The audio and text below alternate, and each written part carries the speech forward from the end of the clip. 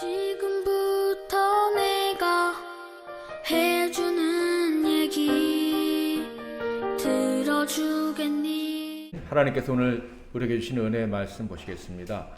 신약성경 사도행전 12장 5절 말씀 되겠습니다. 사도행전 12장 5절 말씀. 우리 이 말씀을 다 같이 한 목소리로 읽도록 하겠습니다. 영상을 참조하실 분들은 참조하십시오. 시작. 이에 베드로는 옥에 갇혔고 교회는 그를 위하여 간절히 하나님께 기도하더라. 아멘. 자, 명절 잘 보내고 오셨죠? 옆에 계신 분들도 영상으로 예배하시는 분들도 다 옆에 계신 분들과 잘 갔다 오셨으니까 기쁜 얼굴로 축복하고 사랑합니다. 인사하겠습니다. 네. 감사합니다. 옛날에 인사하시라 그러면은 그냥 좀 형식적으로 인사하시는 것 같다는 느낌이 들 때도 있었는데 요새는 아주 정이 뚝뚝 떨어지는 것 같아요. 그래서 제가 이렇게 하시라고 인사하시라고 그러고 또 쑥스럽지 않고 좋습니다. 오늘은 기도자의 영광이라는 제목으로 하나님의 말씀을 상고하겠습니다. 지난주에는 하나님이 기도할 이유를 주셔서 우리가 기도하게 된다라는 말씀을 나눴었는데요. 그 기도하는 이유를 받은 사람들에게는 어떤 것이 가장 큰 영광인가 생각하는 시간이 되겠습니다. 오늘 본문 말씀인 5절을 중심으로 한 사도행전 12장의 말씀은 여러 사람의 관점에서 볼 수가 있고요. 또 그럴 가치가 있는 구절입니다. 물론 다른 성경들도 마찬가지예요. 하나님의 관점에서 보고 또 주인공 그리고 옆에 있는 사람들의 관점에서 보고 이렇게 다양한 관점에서 볼 때 하나님의 말씀을 더 깊이 있게 깨달을 수가 있는데 예를 들자면 베드로가 오늘 옥에 갇혔다는 내용이 5절에 있었는데요. 이 옥에 갇힌 베드로의 관점에서 이 사건을 볼 수도 있고요. 또 옥에 갇힌 베드로를 위해서 기도했던 사람들, 교회가 기도했다 그러는데 그 교회의 관점에서 교회가 이 사건을 어떻게 바라봤는가의 관점에서 볼 수도 있습니다. 당연히 하나님은 이 사건을 이 사람들이 옥에 갇히고 기도하는 것, 이 모든 사건을 어떻게 보셨을까 이런 관점에서도 볼 수 있고요. 그 밖에 모든 사람들 그러니까 베드로를 죽이려고 했던 헤롯이나 간수들이나 유대인들의 관점에서도 볼 수 있는 그런 본문이라 하겠습니다. 이렇게 여러 사람들의 관점으로 다 살펴서 성경을 해석하려고 한다면 아마 한 번의 설교로는 절대 불가능할 거예요. 그래서 오늘 특별히 위기에 처한 베드로를 위해서 기도했던 그 교회의 관점에서 말씀을 살펴보고자 합니다. 특히 교회가 기도를 통해서 경험한 하나님의 영광이 어떤 것이었나? 이것을 살펴봄을 통해서 우리가 기도할 때 기도자에게 임한 영광이 어떤 것인지 확인하고 또 영광스럽게 기도하는 우리 자신으로 또 성장할 수 있기를 기대합니다. 12장에 기록된 베드로의 갑작스런 체포와 투옥 사건이 일어나기 전까지 당시 상황을 잠깐 설명해 드린 다음은 이렇습니다. 초대교회 입장에서는 좋은 일과 어려운 일이 함께 발생하고 있었을 때입니다. 나쁜 일, 어려운 일이란 스데반의 순교 같은 무서운 박해가 시작이 되었다는 거예요. 그 박해의 주동자는 잘 아는 나중에 사도 바울이 된 사울이었죠. 그리고 좋은 일이라고 하면 이 박해자의 회개가 있었어요. 사울이 회개했다. 그리고 이방인들이 회개하기 시작했고 이방인들이 예수 믿고 구원받기 시작하는 일들이 막 시작이 되었어요. 오늘은 우리가 12장을 읽었는데 사도행전 10장에 보면 로마 백부장 고넬료가 예수를 영접하는 장면이 나옵니다. 그러니까 이방인, 그 중에서도 로마인 권력자가 예수를 영접하는 엄청난 사건이 발생했다 하는 거예요. 베드로는 원래 원하지 않았는데 하나님이 강권적으로 그를 가이사랴에 있는 이방인 고넬료의 집으로 보내셨어요. 그 방문 결과 어떻게 됐습니까? 고넬료의 집 사람들 모두가 복음을 듣고 물세례와 성령 세례까지 받았습니다. 이 사건은 바로 예루살렘 교회의 보고가 되었고 교회는 놀라서 이렇게 하나님께 영광을 올려드렸죠. 자, 사도행전 11장 17절 18절 시작 같이 읽겠습니다. 그런즉 주 예수 그리스도를 믿을 때 주신 것과 같은 선물을 그들에게도 주셨으니 내가 누구이기에 하나님을 능히 맡겠느냐 하더라. 그들이 이 말을 듣고 잠잠하여 하나님께 영광을 돌려 이르되 그러면 하나님께서도 이방인에게도 회개를 주셨도다 하니라. 아멘. 자, 이방인에게도 생명을 얻는 회개를 하나님이 주신다라는 것을 예루살렘 교회가 공식적으로 딱 선언을 하게 된 거예요. 이 사건으로 말미암아서 이 박해 때문에 전 세계로 흩어진 이 그리스도인 유대인들이 드디어 이방인들에게도 담대하게 복음을 전하기 시작한 거예요. 그래서 이 사도행전 11장 21절에 보면 하나님의 손, 주님의 손이 함께 하셔서 수많은 사람들이 예수 앞에 돌아오는 역사가 벌어졌다라는 거예요. 자, 이렇게 이 역사를 말미암아서 이제 사마리아와 땅끝까지 복음을 전하라 하신 주님의 명령을 이제 교회가 제자들이 수행하는 그런 엄청난 역사가 벌어지고 있는 때가 바로 이때였다. 특별히 이때 이방인들에게 막 복음을 전하기 시작하면서요, 안디옥에 교회가 세워졌는데 이방인들이 중심이 된 교회예요. 그리고 거기에 바나바가 가고 또 아라비아에서 3년 동안 하나님과 교제를 했던 사도 바울이 돌아와서 또 1년 동안 그들을 말씀으로 가르쳤어요. 그 결과가 뭐냐면 예루살렘에 흉년이 있을 텐데 우리 예루살렘 교회를 우리가 도와야 된다면서 이번 교회가 헌금까지 해가지고 바울과 바나바를 예루살렘으로 파송하는 그런 일까지 있었습니다. 그러니까 하나님 말씀이 진짜 성취가 됐어요. 그래서 교회가 막 부흥하는데 세계적으로 부흥하기 시작했어요. 게다가 죄인의 회개하는 역사가 일어났을 뿐만 아니라 교회가 이방인 교회와 유대인 교회가 하나 되는 뭐 엄청난 역사, 정말 주님 말씀하신 그 역사가 실제로 일어나고 있었다 하는 거예요. 그런데 바로 그때 이 은혜가 충만한 교회에 찬물을 끼얹는 상황이 발생하게 된 것입니다. 너무나도 갑자기. 물론 주의는 했지만 예상은 까지는 못했는데 그런 무서운 일이 딱 벌어지고 만 거예요. 사도 바울이 얼마나 박해를 했습니까? 근데 사도 바울이 박해가 좀 줄어들었잖아요. 그래서 좀 안심할 수도 있는, 그래서 교회가 부흥하고 막 그런 상황에서 일이 딱 터져버렸다 이거죠. 그게 12장 1절 2절에 나와 있습니다. 자, 같이 한번 읽겠습니다. 시작. 그때 헤롯 왕이 손을 들어 교회 중에서 몇 사람을 헤아려 하여 요한의 형제 야고보를 칼로 죽이니. 정말 은혜로운 때가 계속되면 좋겠는데 마귀가 가만히 있지 않는 거예요. 그래서 그냥 그 은혜로운 이 예루살렘 초대교회를 그냥 딱 때려버린 거죠.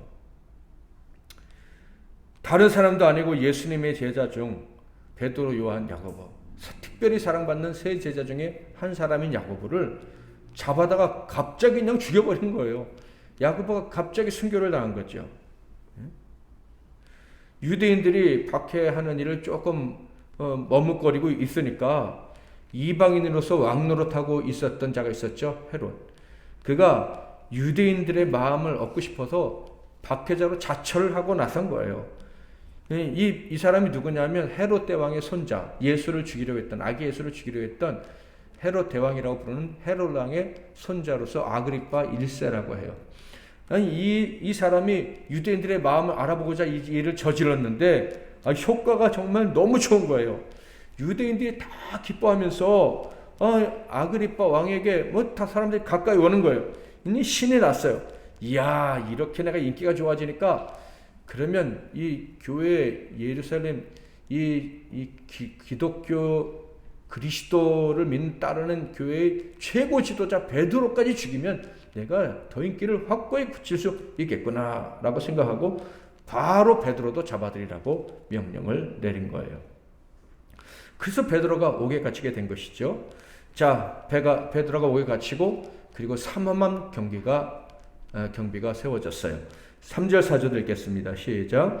유대인들이 이 일을 기뻐하는 것을 보고 베드로도 잡으려 할새 때는 무교절 기간이라 잡음에 옥에 가두어 군인 내식인 내패에 맡겨 지키고 유월절 후에 백성 앞에 끌어내고자 하더라. 4절에는 보니까 군인 4씩 4패, 그러니까 16명이 지켰다 이렇게 돼 있는데, 이게 무슨 말이냐면요, 아주 최고로 강력한 방식으로 이 죄수를 지켰다 이런 뜻이에요. 그러니까 감옥에 베드로 혼자 들어가 있는 게 아니라, 베드로가 있으면 양옆에 손을, 이 착고라 그랬죠. 이거를 쇠사슬을 베드로의 오른손에도 묶고 옆에 간수의 왼손에 묶고 반대쪽에도 그렇게 하고, 그 다음에 문을 닫고 그 밖에 2명이 보초를 서는 거예요. 그래서 3시간마다 교대를 하는 거예요. 그래서 네 팀이 계속 교대를 해가지고 16명이 그렇게 예수 바슬로보를 지켰다 이런 거예요. 힘 있는 사람도 아닌데 왜 이렇게 지켰나 하는 데는 이유가 있죠. 바로 사도행전 5장에 기록된 사건 때문입니다. 예수님이 강림하신 직후에, 성령이 강림하신 직후에 사도 바울이 복음을 전하니까 막 얼마나 많은 사람들이 예수 앞에 돌아왔습니까? 그래서 유대인들이 놀라서 체포를 했는데, 사도 베드로의 말에 어떤 반박을 할 수가 없었어요. 그래서 명분이 없는 거예요. 그래서 놔줬어요. 그랬더니 그냥 더 충만해서 복음을 전하고, 심지어 병 고치는 기적까지 막 나타나고 하니까 더 많은 사람들이 교회로 가는 거예요. 그러니까 이제는 안 되겠다 해서 잡아서 감옥에 쳐넣어 버렸어요. 그런데 바로 그때 이런 일이 벌어진 거예요. 사도행전 5장 17절에서 19절인데요. 대제사장과 그와 함께 있는 사람, 즉 사두개인의 당파가 다 마음에 시기가 가득하여 일어나서 사도들을 잡아다가 옥에 가두었더니 주의 사자가 밤에 옥문을 열고 끌어내어 이르되, 사도들을 베드로까지 포함해서 잡아서 집어넣는데 그냥 나와서 다음날 성전에서 또 가르치고 있는 거예요. 그래서 어떻게 누가 내보냈어? 아무도 몰라요. 어떻게 나갔어? 아무도 몰라요. 이런 경험을 한 유대 지도자들이었기 때문에 아주 강력하게 베드로를 감시하라고 명한 거예요. 원하는 것은 그냥 바로 죽이는 거였어요. 야고보처럼. 그런데 무교절 명절 기간이었기 때문에 그때는 사람을 죽일 수가 없으니까 그 명절이 끝나고 죽이려고 이제 바로 죽이지 못하고 감옥에 놓고 그 대신 아주 철저히 지키도록 한 것이었어요. 자, 바로 이때 교회가 한 일이 무엇이냐 하는 거예요. 저는요, 이 생각이 들더라고요. 성경을 사도행전을 앞에서부터 쭉 읽어보면서 이 고넬료에게 복음을 전했잖아요. 그러니까 이 로마의 권력자가, 힘 있는 사람이 교회의 새로운 멤버가 딱 됐단 말이에요. 자, 베드로가 옥에 갇혔는데 나올 가능성이 없고 야고보처럼 죽인다고 합니다. 우리 같으면 누구를 먼저 생각할 것 같아요? 저 같으면은 백부장 고넬료가 생각이 날 것 같아요. 여러분 그렇지 않겠습니까? 네? 고넬료가 구원받고 그의 집안 사람들도 다 구원받았어요. 그렇다고 해서 뭐 로마의 그 군인들이, 로마의 높은 사람들이 고넬료에서 뭐라고 하는 사람이 하나도 없어요. 헤롯이 아무리 유대인의 왕이라고 한들 괴뢰 정부의 왕인 거예요. 그러니까 로마가 보낸 진짜 지도자 총독에 비하면 아무것도 아닌 거예요. 총독한테 함부로 할 수가 없다 이런 말이에요. 제 생각에는 로마의 백부장은 나름대로 실력자거든요. 헤롯보다 총독과 더 가까울 가능성이 훨씬 높다라는 생각이 듭니다. 일반적인 사람들이라면요, 어려운 일이 딱 발생하면 인맥을 생각해요. 누구한테 도움을 구하면 될까? 더 힘센 사람. 그런 사람을 찾아서 베드로를 구해낼 방법을 찾으려고 한번 시도할 수도 있었을 것 같은데, 성경 그 어디에도 이런 시도를 했다는 증거를 찾을 수가 없습니다. 그들이 한 선택은 오직 하나밖에 없어요. 그게 5절입니다. 시작. 이에 베드로는 옥에 갇혔고 교회는 그를 위하여 간절히 하나님께 기도하더라. 그저 간절히 기도했다는 거예요. 혼자가 아니라 교회가 함께 간절히 기도했다. 이것이 교회의 선택이었다라는 거예요. 베드로를 구원해달라고, 야고보처럼 그렇게 허무하게 베드로도 잃어버리지 않게 해달라고, 베드로의 고백 위에 교회를 세우시겠다고 하신 주님, 그 고백의 증인이 이렇게 허무하게 가지 않도록 지켜달라고 간절히 기도했던 것입니다. 자, 그런데 저는요, 이 3절과 4절을 묵상하면서 아주 중요한 점을 발견할 수 있었어요. 저는 이 점이 참 중요하다고 생각하는데 여러분은 어떻게 생각하실지 궁금합니다. 3절 4절을 제가 읽어볼게요. 유대인들이 이 일을 기뻐하는 것을 보고 베드로도 잡으려 할새 무교절 기간이라 잡음에 옥에 가두어 군인 내식인 네 배에 맡겨 지키고 6절 후에 백성 앞에 끌어내고자 하더라. 야고보를 죽이니까 유대인들이 기뻐했어요. 그래서 베드로도 바로 잡아서 죽이려고 했는데 무교절이 딱 일주일간의 절기가 딱 시작이 돼버리고 만 거예요. 그래서 처형을 하지 못하고 감옥에 가뒀다. 그러자 교회가 기도하기 시작했다. 야고보 때는요, 기도할 기회조차 없었어요. 잡혔다는 소식을 들었는데 그냥 죽어버린 거예요. 그런데 베드로도 잡혔다는 거예요. 그런데 처형할 수가 없어서 옥에 가둬 두었다. 저는 이 말씀을 묵상하면서 다음에 시편 9절이 딱 생각이 났어요. 한번 같이 읽어보겠습니다. 시작. 이로 말미암아 모든 경건한 자는 주를 만날 기회를 얻어서 주께 기도할지라. 진실로 홍수가 범람할지라도 그에게 미치지 못하리이다. 아멘. 그렇구나. 하나님께서 교회에게 기도할 기회를 주셨구나. 베드로를 위해서 기도할 기회를 주셨구나. 하나님은 이미 베드로를 살리기로 작정하셨던 거예요. 그런데 교회의 기도를 통해서 살리시기로 계획을 하신 거예요. 그래서 교회가 기도할 수 있는 기회를 주셨는데 그 입장에서는 그 기회를 붙잡았다 하는 거예요.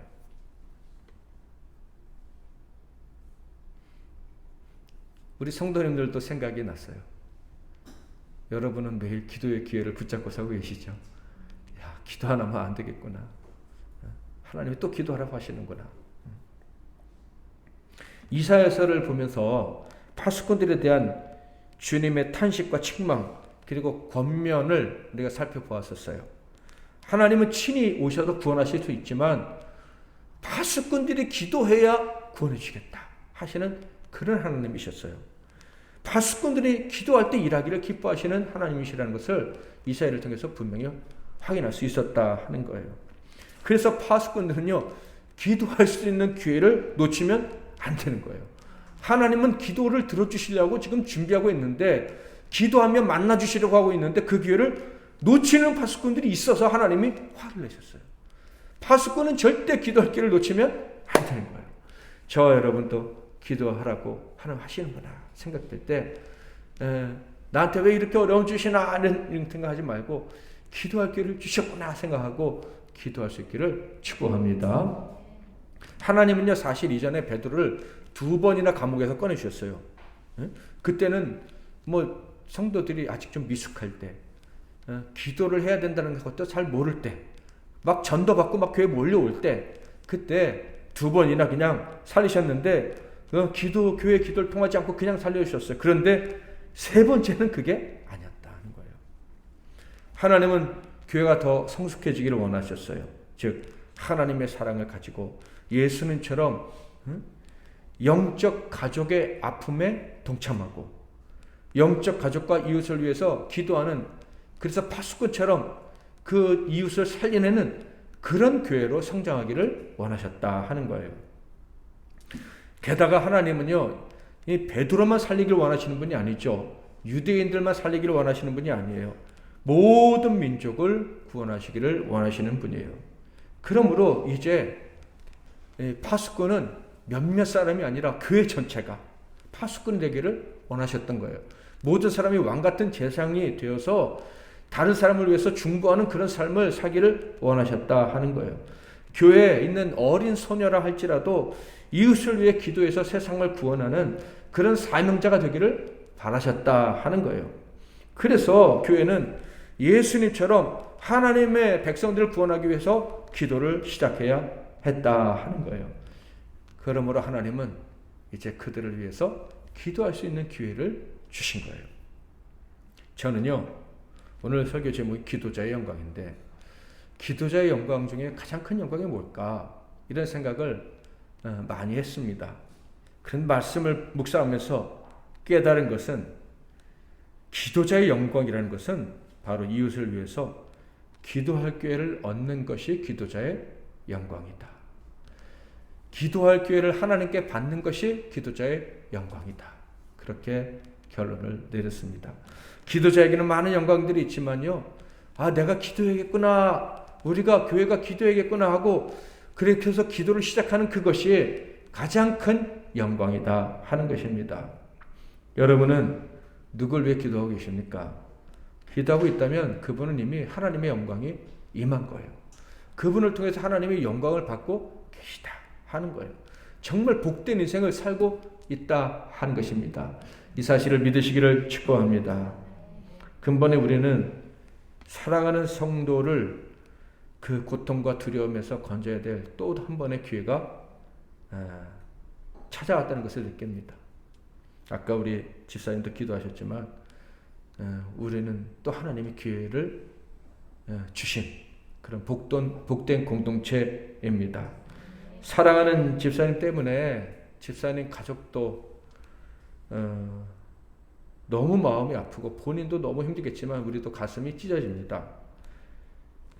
그렇지만 우리 교회, 우리 MEC 나눔교회 입장에서는 기도할 기회를 얻은 거예요. 기도의 영광을 하나님이 또 우리에게 허락해 주셨다. 아멘. 그러므로 우리는 이 기회를 놓치지 말고 함께 기도해서 완전히 살려낼 수 있어야 할 것입니다. 기도에 저에게 주신 영광, 이 놀라운 기회를 우리는 전에도 붙잡았잖아요. 앞으로도 절대로 놓치지 말고 붙잡고 기도해야 할 것입니다. 오늘 설교는 이 기도하는 자들의 입장에서, 기도하는 교회 입장에서 살펴볼 것이다 라고 말씀을 드렸는데, 자, 그런데 이제부터 드리는 말씀은 기도하는 사람들 입장에서는 전혀 상상도 못하고 경험도 못하고 느끼지도 못하는 부분에 대한 이야기입니다. 자, 6절 7절 같이 한번 읽어보겠습니다. 시작.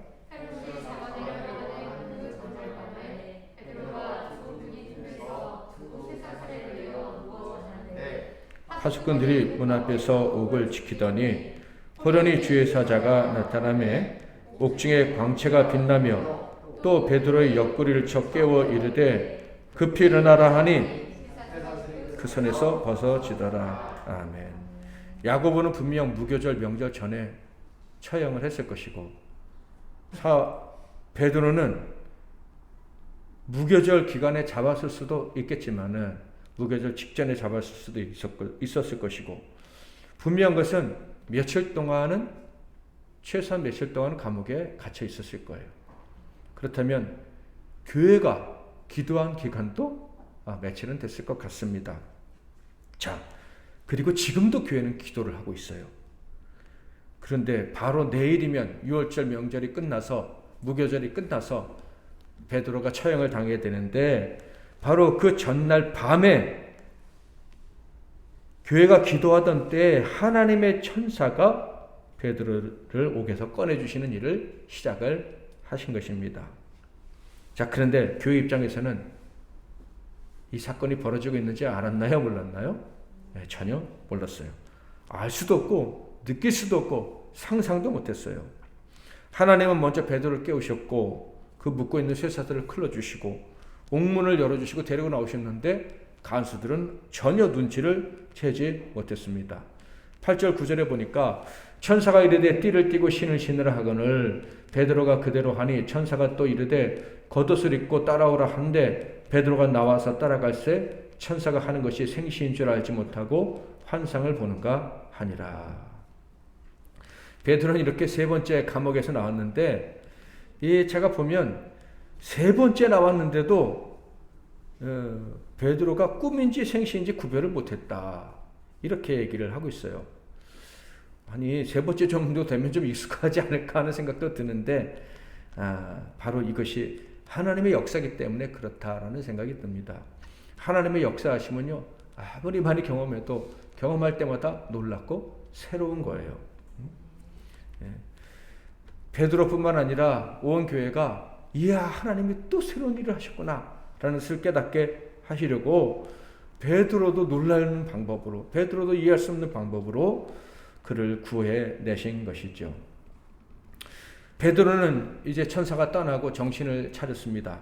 그리고 한 집을 찾아갔는데 12절 같이 한번 읽겠습니다. 시작. 깨닫고 마가라 하는 요한의 어머니 마라의 집에 가니 여러 사람이 거기 모여 기도하고 있더라. 아멘. 이 집은 예수님과 최후의 만찬을 가졌던 집입니다. 그리고 또 여기서 이 집에서 함께 기도하다가 오순절 성령 강림을 경험한 집이기도 해요. 마가라는 요한의 어머니 집. 그러니까 마가의 아버지 요한의 어머니 마리아는 남편이 없는 사람이었다는 것을 눈치챌 수 있어요. 그 여인은 박해중에도 자기 집을 그렇게 용감하게 공개를 했어요.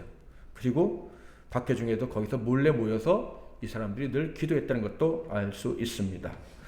베드로는요, 하나님이 그렇게 인도하셨다는 대목은 없는데 분명 자기가 갈 곳은 그곳이라고 생각하고 이 기도하는 사람들이 있는 곳에 갔더니 역시 사람들이 기도하고 있었습니다. 베드로를 위해서 말이죠. 자, 그런데 그 교인들은 지금 어떤 일이 일어났는지, 얼마나 영광스러운 일이 있었는지 전혀 알지 못하고 그저 계속 기도를 하고 있었습니다. 집에 도착한 베드로는 그 집 문을 두드렸어요. 기도하던 그들은 베드로가 온 것은 꿈에도 몰랐어요. 문 두드리는 소리가 들리는 순간 베드로를 잡은 것처럼 우리도 잡으러 왔나 보다 하면서 놀라서 아마 숨을 죽였겠죠. 그래서 문지기 여종을 내보냅니다. 이 여자애는 이름이 로데인데 장미라는 예쁜 이름을 가졌어요. 그러니까 제 생각에는 주인한테 사랑을 많이 받은 것 같다라는 생각도 듭니다. 자, 그런데 이 여자아이가 놀라운 행동을 하는데 저는 이 행동을 보면서 교회를 통해서 복음을 통해서 이방인들도 종들도 동등한 인격체로 대우를 받고 동등하게 사명자의 삶을 살았다 하는 것을 느끼게 됩니다. 13절 14절 같이 읽어보겠습니다. 시작. 로데라는 여자아이가 영접하러 나왔다가 베드로의 음성인 줄 알고 기뻐하여 문을 미처 열지 못하고 달려 들어가 말하되 베드로가 대문 밖에 섰더라 하니. 누구세요? 했는데 베드로다 그러니까 너무 기뻐서 문도 열어주지 않고 들어갔대요. 왜 기뻤을까요? 이 여종이지만은 작은 여자 소녀지만 이 아이도 신앙인이었다는 거예요. 이 아이도 같은 마음으로 하나님께 베드로에서 간절히 기도했다는 거예요. 그렇지 않고서 이렇게 기뻐할 리가 없습니다. 그러니까 복음이 이 신분의 장벽을 다 뛰어넘은 것이고 이 복음을 받은 사람은 누구나 또 사명자가 될 수 있고 기도자의 영광을 누릴 수 있다는 것을 알 수가 있어요. 자, 그런데 재미있는 것은 베드로를 위해서 기도하는 영광을 얻었던 교인들의 반응입니다. 15절 16절 그들이 말하되 내가 미쳤다 하니 여자아이는 힘써 말하되 참말이라 하니 그들이 말하되 그러면 그의 천사라 하더라. 베드로가 문 두드리기를 그치지 아니하니 그들이 문을 열어 베드로를 보고 놀라는지라. 그들은 기도했지만 그들의 기도가 이런 결과를 가져다 줄지는 상상도 못하고 있었던 거예요. 그래서 여자에게 미쳤다고 말했어요. 아니라고 주장을 하니까 베드로가 감옥에서 여기까지 온 과정에 대해서 그들은 상상할 수도 없고 알 수도 없으니 근데 문은 두드렸다고 하니까 하늘에서 천사가 뚝 떨어져 갖고 갑자기 나타나서 문을 두드렸나 보다 이런 얘기를 한 거예요. 제 생각에는 헤롯의 군대가 왔을 거라고 생각을 했는데 그게 아니라고 하니까 안심이 되고 긴장이 풀려서 아무 소리나 막 하지 않았나 뭐 그런 생각도 해봅니다. 그렇지만 결국 그들은 그들의 기도의 열매가 자신들의 집 앞에 있다는 것을 깨닫게 됩니다. 우리가 기도하는 중에 하나님이 정말 엄청난 일을 하셨구나 라는 것을 확인할 수 있게 되었다는 거예요. 우리가 같이 기도를 시작하면 하나님이 엄청난 일을 행하시는 것을 늘 체험하게 되리라 믿습니다. 결국 베드로는 그들에게 돌아왔어요. 그들이 기도하던 중에 하나님이 행하신 모든 일을 또 다 들려주었습니다. 그리고 나서 베드로는 다른 곳으로 떠나가 버렸어요. 자, 17절. 베드로가 그들에게 손짓하여 조용하게 하고 주께서 자기를 이끌어 옥에서 나오게 하던 일을 말하고 또 야고보 형제들에게 이 말을 전하라 하고 떠나 다른 곳으로 가니라. 여러분, 이 본문이 어떻게 느껴지는지 모르겠지만 저는요 좀 싱겁게 다가왔어요. 그리 열심히 했는데 기도의 열매가 막 나타났는데 상황이 종료가 딱 됐는데 근데 베드로가 먼저 한 말이 뭡니까? 기도해 줘서 고마워. 여러분이 기도해 줘서 내가 살아났어요. 뭐 그런 게 아니라 조용히 해. 떨리지 마. 이렇게 했다는 거예요. 손짓하여 조용히 하라고 하고 주님이 자기에게 하신 일을 말하고, 교회가 우리도 얼마나 열심히 기도했는지 몰라요 이런 얘기는 하지도 못하게 하고, 뭐 실제는 베드로가 여러분의 기도에서 나왔습니다라고 말했을지도 모르겠어요. 그런데 성경에는 그런 내용이 없어요. 축제를 벌일 만한 일이 일어났는데 너무 조용하게 끝나버렸다. 저는 이 부분을 묵상하면서 왜 하나님이 이들을 진정시키셨을까? 시끄러움 잡혀갈까 봐 그러셨을까? 베드로에게 기도해줘서 고맙다라는 칭찬 한번 들으면 얼마나 또 힘이 났을까? 그런데 왜 그런 말은 성경에 넣지 않으셨을까 하는 생각을 해봤는데,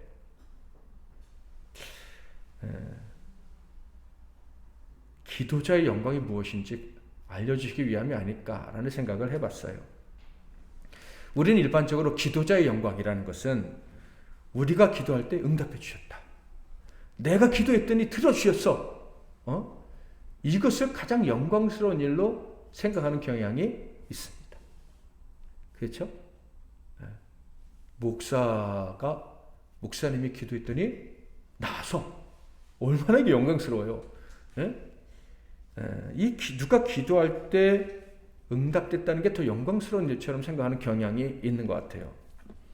근데 베드로의 행동은 그것에 동의하는 것처럼 보이지 않습니다. 너무 고마웠을 텐데 그냥 일어난 사실만 전하고 그냥 떠나버린 거예요. 저는 이것을 보면서 확신을 할 수 있었어요. 기도자의 영광은 기도한 대로 응답되는 것을 눈으로 확인하는 것보다, 또 때로는 실시간으로 확인하는 것보다 기도할 기회를 잡은 것이 가장 큰 영광이다 라는 그런 확신을 갖게 되었습니다. 그렇잖아요. 기도할 수 있는데 왜 걱정하십니까? 기도할 수 있는 것 자체가 감사한 일이라는 거예요. 자, 그렇게 기도하고 응답하고 베드로를 보냈어요. 근데 얼마 있지 않았어요? 놀라운 소식을 듣게 됩니다.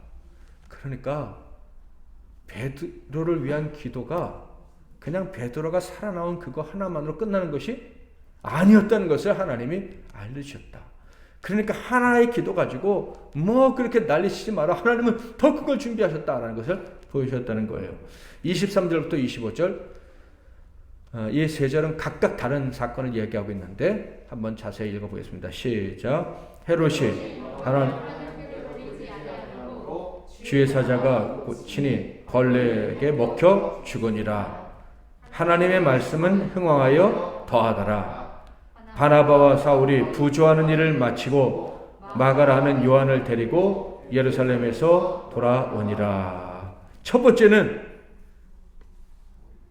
교회를 박해하고 베드로를 죽이려 했던 주동자 헤롯이 하나님의 심판을 받고 죽었는데 비참하게 벌레에 먹혀 죽었다. 두 번째, 하나님의 말씀은 흥왕하여 더하더라. 더 강력하게 하나님 말씀이 전파되었다. 그리고 세 번째, 베드로가 갇혔을 때 같이 기도했을 것으로 여겨지기는데 정확하지는 않습니다. 성경이 없으니까. 바나바와 바울이 예루살렘 교회를 돕기 위해서 왔다가 부조하는 일, 흉년을 맞아서 어려운 일을 당한 교회를 돕다가 마가라는 요한의 어머님의 집의 주인인 그 마가를 데리고 예루살렘에서 어디로 돌아왔어요? 안디옥 교회로 돌아왔습니다. 왜요? 선교사로 파송되기 위해서. 그러니까 세계 선교의 서막을 올리게 되었다. 교회의 기도가 지금 막 엄청나게 그 열매를 점점 더 크게 맺어가고 있다는 것을, 그들도 상상하지도 못했었는데 그런 역사가 벌어지는 것을 알 수가 있습니다. 그들은 기도했고 주인공은 베드로 같았는데, 그런데 성경을 조금만 더 읽어보면 기도의 열매가 막 맺혀가는 거예요. 막 기도의 열매가 뭐 표현이 좀 그렇지만 기하급수적으로 막 늘어가는 거예요. 그럼 도대체 누가 주인공이냐? 얼핏 들으면 베드로가 감옥에서 나왔어요. 우리 어렸을 때부터 이런 얘기 들었기 때문에 베드로가 주인공 같고, 주인공이기도 하지만 하나님이 정말 관심 두고 보신 것은 교회의 기도였다는 것을 알 수가 있습니다. 교회가 어떤 기도를 드린 거예요? 구약시대 이사야가 그렇게 찾았던 그 파수꾼들이 올리는 기도, 쉬지 않고 다른 사람의 구원을 위해서 간구하는 그 기도를 이 예루살렘 교회가 했던 거예요. 그러므로 13장부터 보면요, 이제 사도 바울을 통해서 전 세계에 복음이 전파되는 일이 막 그냥 막 기록되어져 있습니다. 교회가 기도하자 하나님의 영광이 점점 더 크게 퍼져나갔다. 구원 역사가 더 강력하게 나타났다 하는 거예요. 여러분, 기도하면 하나님이 바로 응답해 주십니까? 성경을 보면요, 기도하자마자 응답이 나타나신 분은 예수님밖에 없어요. 선지자나 또 하나님의 사람들이 기도할 때 바로 응답해 주신 적도 있지만 예레미야처럼 오래 기도해야 되는 경우가 사실 더 많았어요. 그래서 예수님은 바로 기도하시면 바로 즉각해서 하나님이 응답을 해 주셨습니다. 대부분의 사람들은 즉각적인 응답을 받지 못해요. 예를 들어서 예수님 메시아를 안아보게 될 거다라는 하나님의 계시를 받고 예수님을 안아보게 해주세요라고 기도했던 시몬과 안나는요, 거의 늙어 죽을 때까지 기도했어요. 그 응답을 기다리면서 기도했다 하는 거예요. 아마 그 사명을 받고 기도하는 중에 사랑하는 사람들을 먼저 많이 보냈을 수도 있었을 거예요. 자, 그러므로 기도의 영광은 하나님의 즉각적인 응답입니다 라고 말하는 것은 조금 어폐가 있지 않나 하는 생각이 들기도 하는 거예요. 예수님이 정말 기도할 때마다 응답 받으셨나요? 제 생각에는 딱 한 번만 제외하고 언제나 응답을 받으신 것 같아요. 예수님은 누구보다 하나님 뜻을 온전히 아셨잖아요. 지금 이 사람들을 먹일 때다. 그러면 하나님 먹여주세요. 하면 모병이어의 기적이 나타날 거. 응답이 안 될 때 딱 하나는 겟세마네 언덕에서 기도하셨을 때, 이 잔을 내게서 옮기시옵소서. 십자가 지지 않을 수 있으면 안 지게 해주세요. 그 기도 때 하나님의 아무런 말씀 안 하신, 딱 그때밖에 없어요. 근데 사실 그때는 어떤 증거를 구한 기도가 아니고 사람이 느끼는 죽음의 공포를 예수님이 대신 표현해서 기도한 거예요. 그러니까 그 기도가 응답받지 못했다라고 할 수는 없죠. 이렇게 주님은 기도하실 때마다 응답받지만 우리의 기도는 그렇지 못한 것이 사실인 것처럼 느껴집니다. 그렇다면 우리의 기도와 주님의 기도는 정말 차이가 있는 것일까? 예수님은 우리보다 하나님 뜻을 정말 더 잘 아시니까 당연히 기도할 때마다 응답받는 게 확실하고 우리는 기도 응답을 즉각 받지 못하는 것이 오히려 더 당연한 일일까? 예수님이 기도하실 때 나타났던 그 영광을 우리는 기대할 수 없는 것일까? 라는 질문에 대해서 저는 분명히 그렇지 않다라고 생각을 합니다. 그러니까 우리가 기도할 때도 하나님이 즉각 응답해 주신다, 저는 그렇게 믿습니다. 왜요? 하늘문을 열고 들으시니까. 만약에 우리가 기도할 때 하나님이 즉각 응답해 주시는 일이 없다면 예수님이 이런 말씀을 절대 하지 않으셨을 거예요. 요한복음 15장 7절 같이 읽겠습니다. 시작. 무엇이든지 원하는 대로 구하라. 그래야면 이루리라. 예수님은 분명히 말씀하셨습니다. 네가 내 안에 있으면, 내가 네 안에 있으면, 쉽게 말해서 우리가 예수님을 정말 믿고 의지한다면 너희도 무엇이든지 다 응답받을 수 있다라는 말씀입니다. 교회가 베드로를 위해서 기도할 때요, 사실 즉각 응답을 받은 거죠. 그들이 기도하고 한참 시간이 지난 이후에 베드로를 만난 거긴 하지만 그들이 기도할 때 이미 하나님은 일하기 시작을 하신 거예요. 계획하시고 실행을 하시고 그들 앞에 베드로를 데려다 주신 거예요. 단지 기도하는 자들이 즉각 눈치를 채지 못했을 뿐이죠. 여러분, 기도자의 영광이란 무엇이라고 생각을 하십니까? 우리가 눈으로 여러 감각으로 동원해서 느끼는 것보다 더 큰 영광이 있어요. 하나님이 우리의 기도에 응답하시는 거 우리가 보는 것도 분명 영광이에요. 기도자의 영광이에요. 사실 죄인된 우리에게 응답해 주신다는 거 너무나도 과분한 영광입니다. 그런데 그거보다 더 큰 영광이 있다는 거예요. 그게 뭐라고요? 바로 우리가 기도할 수 있는 기회를 얻었다 하는 거예요. 여러분, 기도할 수 있다면 하나님의 영광이 나와 함께하고 있는 거예요. 그리고 기도를 시작했다면 하나님이 일하시기 시작한 거예요. 아까 모든 시선을 주님께 드리고, 그때 뭐라고 했어요?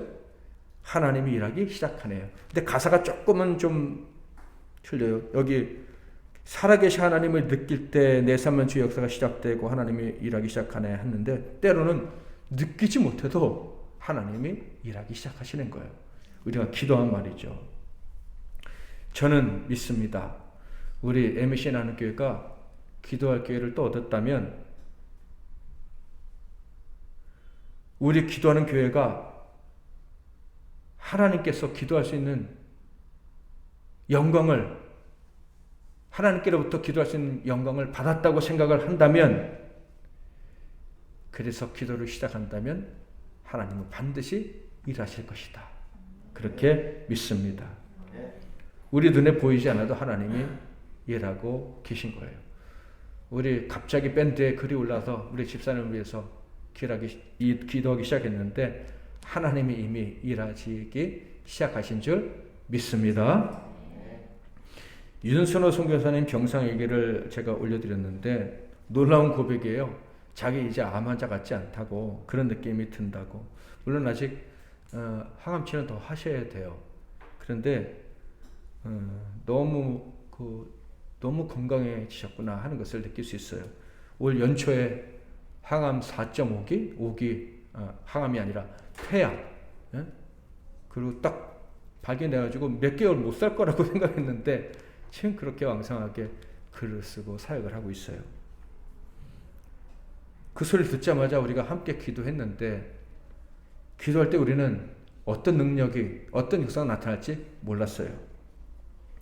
그런데 초대교회가 베드로를 만난 것처럼 우리가 윤선호 선교사님의 모습을, 새로운 모습을 만날 수가 있었습니다.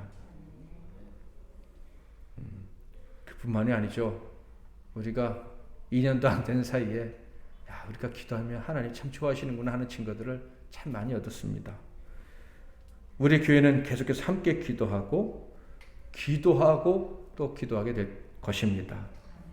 우리에게 하나님의 영광이, 기도자에게 주시는 영광이 반드시 우리를 떠나지 않고 우리와 함께 하신다는 것을 믿고 기도할 것입니다. 그래서 우리는 기도를 통해서 우리도 모르는 사이에 우리 사랑하는 사람들을 살려내고 또 살려내게 되리라 믿습니다. 절망에 빠진 자, 아픈 자, 슬픈 자, 외로운 자, 두려워하는 자들을 우리가 살려내게 될 줄 믿습니다. 특별히 이번 한 주간 우리 아픈 집사님을 위해서 열심히 기도해 주시기를 바랍니다. 이에 베드로는 옥에 갇혔고 교회는 그를 위하여 간절히 하나님께 기도하더라. 이제는 우리 주 예수 그리스도의 크신 은혜와 우리 하나님 아버지의 극진하신 사랑하심과 성령님의 위로 교통, 충만, 축복, 교통하시는 은혜가 교회에게 주신 이 영광이 바로 기도하는 것임을 알고, 파수꾼의 기도를 쉬지 않고 올려드리는 것임을 알고 기도함으로 더 많은 사람들을 살려내고 우리 교우들을 지켜낼 수 있게 된 이 복된 종들 한 분 한 분 위에와 그들의 모든 기도의 자리와 시간들 위에와 제목들 위에 그들의 가정과 건강과 산업과 미래 위에 이 나라와 이 민족과 세계 열방과 우리 MC 나는 교회와 먼 여행 그리고 군생활 그리고 질병으로 고통당하나 결국 하나님께 영광 돌린 모든 종들 위에 이제로부터 영원토록 함께 하실지어다. 아멘.